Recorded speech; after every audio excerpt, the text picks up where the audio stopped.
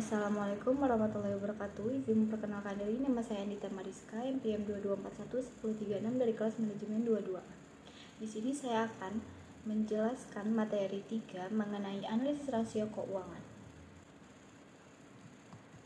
Analisis rasio keuangan. Analisis rasio keuangan merupakan usaha yang dibuat untuk mengukur keadaan keuangan dalam perusahaan atau bisnis. Cara menganalisis rasio keuangan yaitu dengan memanfaatkan data dari laporan keuangan untuk membuat perbandingan. Di bidang akuntansi, analisis rasio keuangan biasanya dilakukan di akhir periode suatu perusahaan dalam 1 tahun. Analisis rasio keuangan ini umumnya dimanfaatkan untuk menentukan strategi pada perencanaan perusahaan atau bisnis di masa mendatang. Selain untuk kebutuhan internal, analisis rasio keuangan juga dapat dimanfaatkan sebagai cara dalam menunjukkan performa suatu perusahaan atau bisnis pada investor. Melalui analisis tersebut, harapannya akan terlihat potensi kelayakan dalam mendapatkan investasi atau dana. Manfaat rasio keuangan. 1. Mengukur kinerja keuangan. 2. Menentukan kemampuan membayar. 3. Membandingkan kinerja perusahaan dengan kompetitor. 4. Sebagai bahan evaluasi dan mengambil keputusan. 5. Membantu memprediksi kinerja di masa depan. 6. Menjembatani komunikasi perusahaan dengan para pemangku kepentingan. Fungsi analisis rasio keuangan. 1. Untuk mengetahui posisi keuangan perusahaan dalam suatu periode tertentu, baik harta, kewajiban, modal, maupun hasil usaha yang telah dicapai untuk beberapa periode. 2. Untuk mengetahui kelemahan-kelemahan apa saja yang terjadi, kekurangan perusahaan. 3. Untuk mengetahui langkah-langkah apa saja yang perlu dilakukan oleh perusahaan ke depannya yang berkaitan dengan posisi keuangan saat ini. 4. Untuk melakukan penilaian kinerja manajemen ke depan. Apakah perlu dilakukan penyelenggaraan atau tidak karena sudah dianggap berhasil atau gagal. 5. Dapat juga digunakan sebagai perbandingan dengan perusahaan sejenis tentang hasil yang mereka telah capai sesuai target. Tujuan analisis rasio keuangan. Tujuan analisis rasio keuangan adalah membantu memberikan gambaran atau informasi keuangan pada berbagai pihak yang terlibat dalam perusahaan atau bisnis, termasuk juga pada investor. Berikut ini adalah beberapa tujuan analisis keuangan, yaitu yang pertama, memberikan informasi tentang kesehatan keuangan. Yang kedua, memberikan gambaran performa sumber daya perusahaan. Yang ketiga, menyajikan data efektivitas operasional manajemen. Yang keempat, menunjukkan aktivitas strategi perusahaan atau bisnis. Yang kelima, menempatkan data untuk mempertimbangkan besaran pajak. Yang keenam, menjadi bahan referensi. Dan yang ketujuh, menjadi bahan evaluasi. Jenis-jenis rasio. 1. Rasio solvabilitas. Rasio solvabilitas digunakan untuk mengetahui aktivitas perusahaan dalam menggunakan aktiva atau kekayaannya. 2. Rasio likuiditas. Rasio likuiditas adalah jenis perhitungan yang digunakan untuk melihat kemampuan likuiditas suatu perusahaan.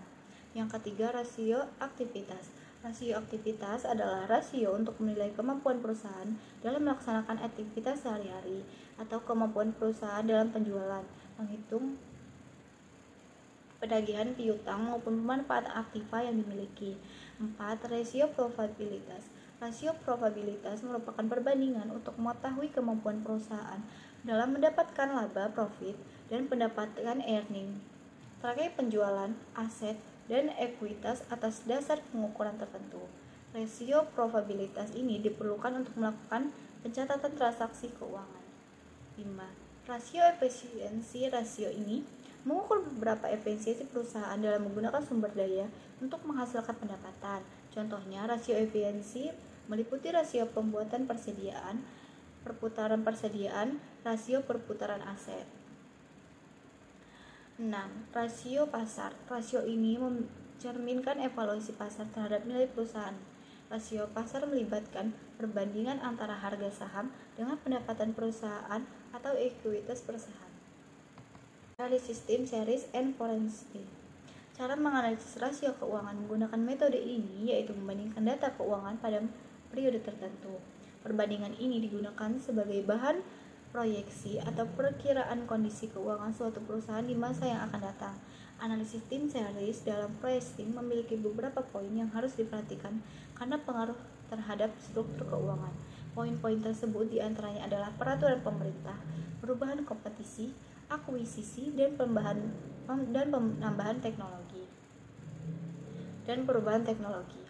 Adapun beberapa langkah yang harus dipahami tentang cara menganalisis rasio keuangan dengan metode analisis tim, sejenis, dan processing sebagai berikut. Menentukan tahun dasar, menghitung Anda indeks tahun lainnya, memperkirakan arah dan kecenderungan history post, laporan keuangan, menyimpulkan hasil analisis. Analisis coming size. Cara menganalisis rasio keuangan menggunakan metode analisis coming size adalah membandingkan perubahan antara berbagai pos dengan jumlah aktiva, pasiva, dan penjualan. Hasil pembandingan analisis ini disajikan dalam bentuk persentase untuk setiap komponen dalam laporan keuangan, baik neraca maupun laba rugi. Cara menganalisis rasio keuangan dalam metode ini memungkinkan suatu perusahaan memperoleh informasi tentang relativitas aktiva lancar terhadap aktiva tetap, komposisi investasi, dan relativitas untung perusahaan terhadap struktur modal.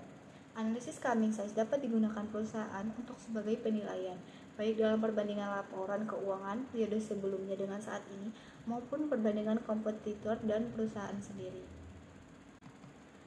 Contoh analisis rasio keuangan. Analisis rasio keuangan dapat diterapkan sesuai jenis dan tujuan yang diinginkan oleh perusahaan, bisnis, atau pihak lainnya.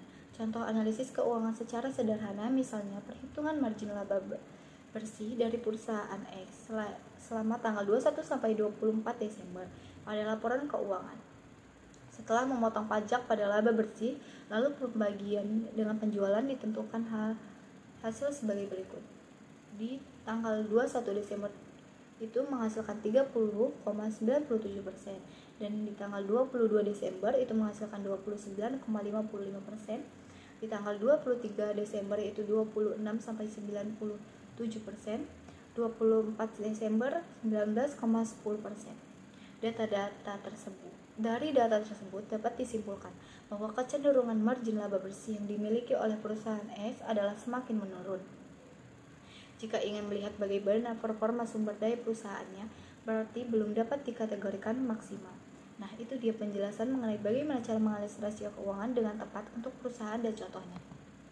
Kesimpulannya, analisis rasio keuangan adalah upaya yang dilakukan untuk mengukur keadaan keuangan dalam perusahaan atau bisnis. Cara menganalisis rasio keuangan yaitu dengan memanfaatkan data dari laporan keuangan untuk membuat perbandingan perusahaan, juga dapat menjadikan sebagai metode penilaian terhadap perkembangan usahanya. Sekian yang dapat saya jelaskan. Saya akhiri. Wassalamualaikum warahmatullahi wabarakatuh. Terima kasih.